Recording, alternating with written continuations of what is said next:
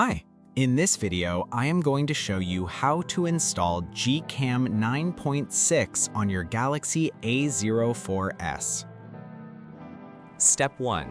Tap the first link in the description to open the article.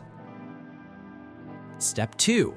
Scroll to the download section and download the GCam APK file.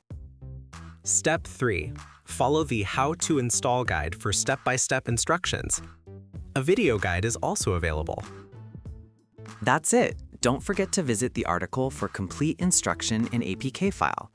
Lastly, here's some GCam versus stock camera app comparison.